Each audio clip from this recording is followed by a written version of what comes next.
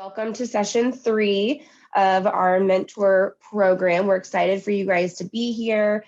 Today will be super exciting because we're going to have small group discussions.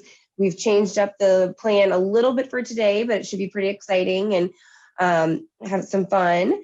No, Caroline, you are good. So what we're going to do is we are recording for today, and this recording, again, we'll put on our ACI YouTube channel. But again, welcome back and thank you for joining us for this session. I am Erica Schwegman, Associate Director of Membership and Operations. And before we get started, I just want to remind everyone to remain muted during the presentations. But when we go into small groups, turn that camera on and make sure to engage in the conversation. And now it is my pleasure to introduce you to Jordan Vogel, ACI Executive Director. All right. Good morning, everyone. I think I'm off mute. Yes. I'm sure before the morning is out, I'll be that guy, but right now I got it right. So when Erica asked me to say a few words just to open things up, it was immediately my pleasure because I've been someone that's either been a mentee or a mentor for as long as I can remember, going back to probably preteen years, but certainly all through my teens and including until today, both mentoring and being a mentee. So what I thought might be worthy of discussion, I guess, because I'm absolutely open to someone just raising their hand or interrupting as I'm saying a few things, is kind of my take on, I think, what it actually takes to be a mentee and why you should do it, rather than me addressing kind of the how-to of being a mentee, because as you all probably know, there's tons of solid content out there that's very tactical in nature and you can access that quite easily. So rather than do that, let me start with the why of it all. I kind of boiled it down to two whys: why be a mentee, or why you should do it. So one thing that I think is a safe assumption, because I know many of you already and can only assume the next part, just because if you're on this call, you're probably someone who leads. You're probably a leader already. And leaders need passion to do what they do, right? So it takes passion to be a good leader. It takes courage. It takes perseverance. Takes a lot of things. You probably all have your own definitions of what it means to be a leader. And it sounds a little bit like what I was saying and a few things more. But I actually don't want to recite them here. What I want to share with you is my perspective on what I really think it will take for you to be the best leader that you can be. And I actually think that will take seeking out and receiving the counsel and the feedback, the benefit of someone else's experience and the wisdom of others, or put another way, and this is a phrase that I've come across over the years, leaders do not go it alone. And I have found that to be incredibly true.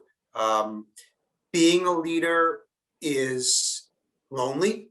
There are many, as an old CEO of mine used to say, there are many dark nights of the soul when you just don't know which way is up or which way to turn or what to do next. And so leaders simply don't go it alone. It's just too hard to lead without counsel and someone else's experience, etc. So I've personally, as I shared with you, had many mentors in my life. I have mentors now, mentored others, and I'm also mentoring people right now. But I would posit to you that taking advantage of an opportunity like ACI's mentor program will help ensure that you don't walk your leadership path alone. And one of the reasons, as mentioned, is it's a terribly lonely endeavor, and it doesn't have to be. But the other actually is that leaders need to be bothered, which is a really interesting phrase. And I'll tell you where I stole it from, because it's not original. It actually came from Ray Bradbury, who was, I guess, a futurist or sci-fi novelist, but also more of a futurist than anything. And he wrote a novel called Fahrenheit 451. And here's the quote. It's short, 2 sentences. No, it's actually 3 sentences. We need not to be let alone. We need to be really bothered once in a while. How long is it since you were really bothered about something important, about something real? So that's the quote. And I think we're all occasionally guilty of just wanting to be comfortable, perhaps not questioning or pushing back against the status quo. It's very natural to be that way from time to time. But great leaders need to question and they need to push back against the status quo, which is the second why that I'm kind of sharing with you, which is I think it's an important reason to not walk your leadership path alone. You need to have people in your life who will give you honest feedback, people who will tell you that something real needs attention. And I can't imagine that there's a person on this call that doesn't want to do kind of almost in quotations, real work, make a difference, have an impact. So people who will bother you about something you've developed a blind spot about or become complacent about or simply should be paying attention to is a very good thing. And I think that as you seek out mentors, and of course mentors can be people who are senior to you, they can be people who are younger than you, they can be your peers, but people who will bother you and say, remember when you told me that there was this impact you really wanted to have? And I'm here to tell you that you picked the wrong project. Like I don't know how that's meeting your goals of the impact you shared with me. If you don't have someone like that in your life, get someone like that in your life. So those are kind of my two whys. Leaders don't walk alone or shouldn't walk alone, and leaders should be bothered. The next thing I wanted to talk just a little bit about is how to be a good mentee. And I know sometimes people don't love the words mentor, mentee. I'm not clever enough to come up with a new one, especially since my coffee didn't work this morning. So we're going to leave it at mentor and mentee, and I hope you all understand the nature of it. Literally, I'm a mentee to my wife, to my son, to my colleagues, to Erica, to my board. I'm learning from everybody. So that's all that mentee is you have the spirit of someone who's learning. And I think the how of it all, I'm going to actually pick up on where, if you all attended, and I think many of you did, the first session we had around the mentor program, excuse me, our ACI board member and president of Triversity, Jim Watkins, had a cool quote that we've all been kind of using ever since then. And he said that you have a mentor for a reason, a season, or a lifetime. It's a cool quote on a lot of fronts. First of all, just as a standalone, it works, right? Hey, I've got this one little tactical thing that I need help with. I could use some help from somebody, we'll call them a mentor. Or it could be a time in your life when you're transitioning through something and you need a little bit more protracted help. So it's kind of the season of your life or your professional career. Or it could be somebody that is always in your ear for your entire life. And again, this could be a loyal friend, it could be a significant other, it could be a colleague that you just keep forever. So I wanted to riff on that a little bit because I was captivated by the quote. So in fact, I decided to do a little research online and see where did that come from? Because it's so cool. And interestingly enough, it's a poem. And the sad thing is I actually cannot locate a source. It's unknown, it's anonymous. My guess is it's 21st or 20th century because of the writing, but it's another short kind of quote that I'd like to actually share with you and then kind of talk to you just a bit about how would we move that into some action. So maybe it's 2 minutes of me reading you the poem. So if you'll indulge me. When someone is in your life for a reason, it is usually to meet a need you have expressed. They have come to assist you through a difficulty, to provide you with guidance and support, to aid you physically, emotionally, or spiritually. They may seem like a godsend, and they are. They are there for the reason you need them to be. Then, without any wrongdoing on your part or at an inconvenient time, this person will say or do something to bring the relationship to an end. Sometimes they die, sometimes they walk away. Sometimes they act up and force you to take a stand. What we must realize is that our need has been met, our desire fulfilled, their work is done. The prayer you sent up has been answered, and now it is time to move on. Some people come into your life for a season because your turn has come to share, grow, or learn. They bring you an experience of peace or make you laugh. They may teach you something you have never done. They usually give you an unbelievable amount of joy. Believe it, it is real, but only for a season. Lifetime relationships teach you lifetime lessons, things you must build upon in order to have a solid emotional foundation. Your job is to accept the lesson, love the person, and put what you have learned to use in all other relationships and areas of your life. It is said that love is blind, but friendship is clairvoyant. So that's the entire poem.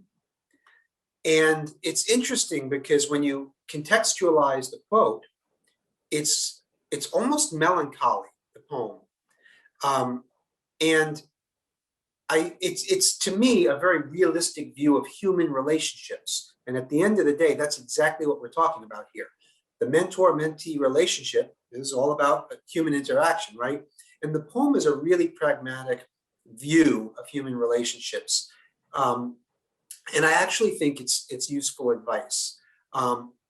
The first thing that I'd like to say about the poem is, if you don't pick it apart a little bit, you can be left feeling a little blue, like, oh gosh, that was kind of sad. But actually, let me tell you how I would recommend you think about it, which is be open to the reality that the relationship doesn't have to be forever.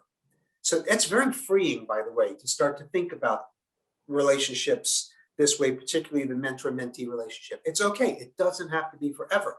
A reason, a season, or a lifetime.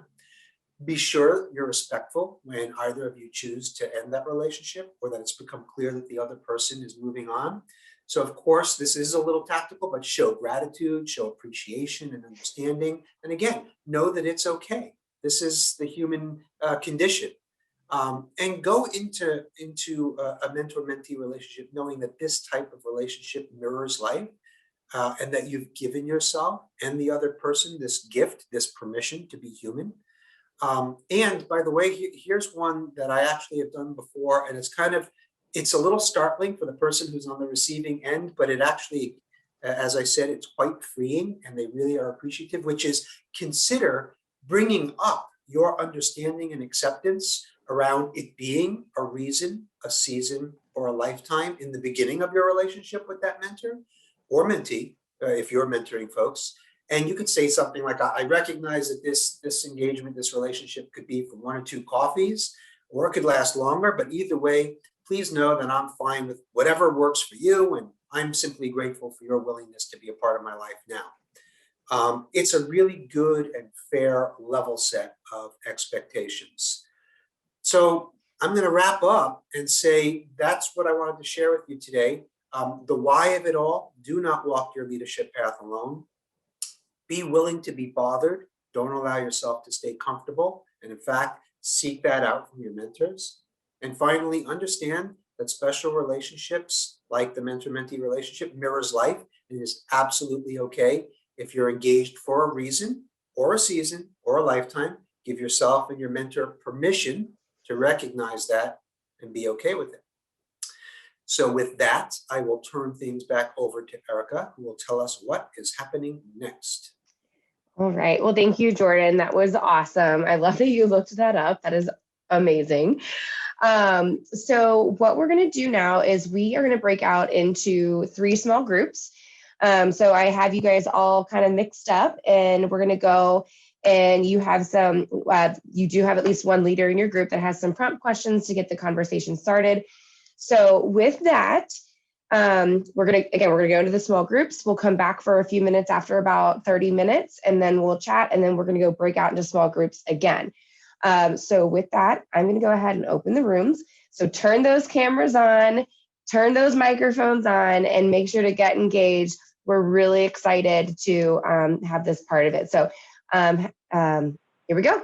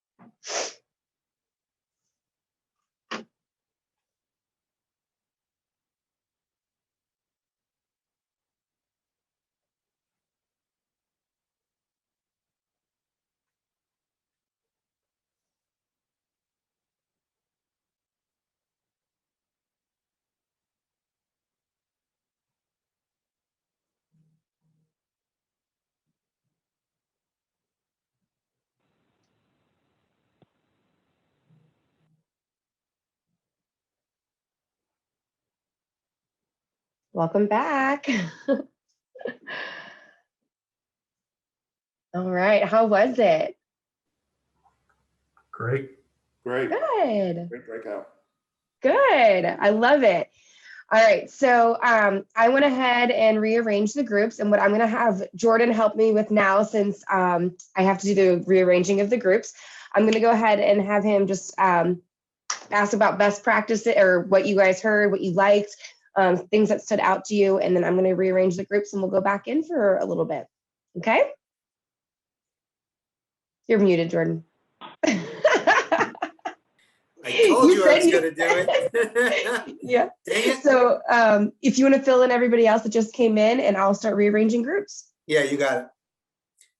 All right. So what Erica's doing is she's going to do our second breakout, but in the interim, maybe we can do a share out or two. Maybe if there's someone on the call that heard something that really caught their attention or is worthy of repeat, how about sharing it with everybody?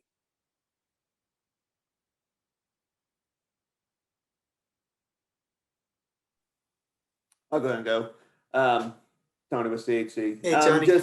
We had talked about just the, like I said, we can all look back at somebody that mentored us at some point at the beginning of our career, just leaving that legacy of helping the next generation. And then also just making it personal. Like I said, it's one of the things, letting whoever you are helping out, mentoring, know the fact that I'm here professionally and personally. Like I said, you're building that relationship. It's like I said, if it's all business, that's all they're going to look at you as a person that's all business. And you're not going to have that full relationship as a mentor with that mentee. So that's knowing the fact that, hey, I'm here for you. If you need, things are going well at the house, talk to me about how things are going with the family. But listen, also I'm here to help you grow professionally too. Just make sure the fact that you're there available for both sides. Those are great points. Anyone have a reaction to that, or just something else that they want to share that they learned? Or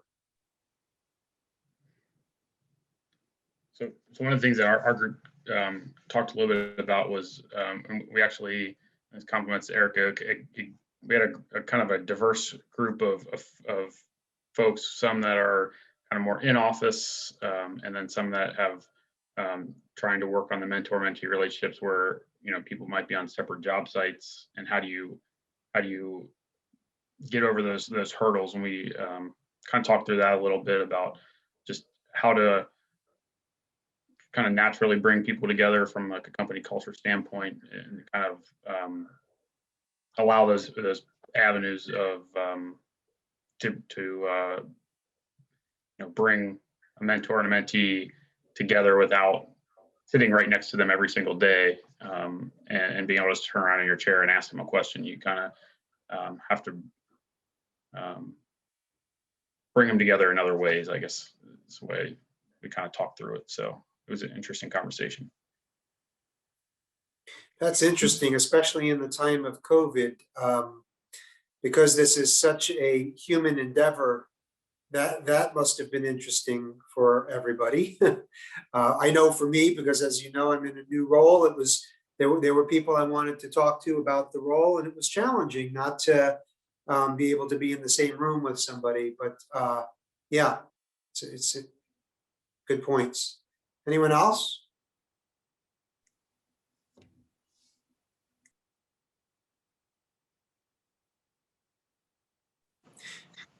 So I'll take Erica, do we have another moment?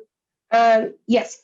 Okay. Give me 15 seconds, and so please share. Oh, no, go. If it's 15 seconds, then, oh wait, you need 15 seconds? I need 15 seconds. Oh, Yep, I just need to make okay. one switch. Well, I was just going to say there was, Niani brought something up that I think is worthy.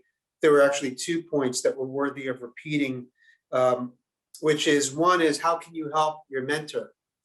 Really important question. I won't go into the details of everything we discussed, but I would say keep that top of mind, because people do this for a reason, right? There's something, a mentor, and you're all mentors probably, you help folks for a reason. Kind of cool to go in up front and say, what would you like to get out of this? Just having your ear tuned to that.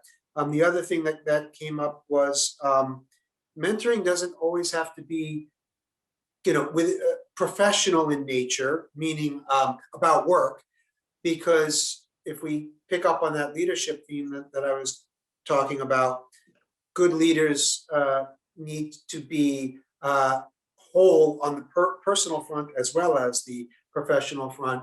Otherwise, you can't be a good leader if your life's falling apart at home, or you've got stress that if you just had a mentor on personal finances came up, or it might be wellness or whatever it is.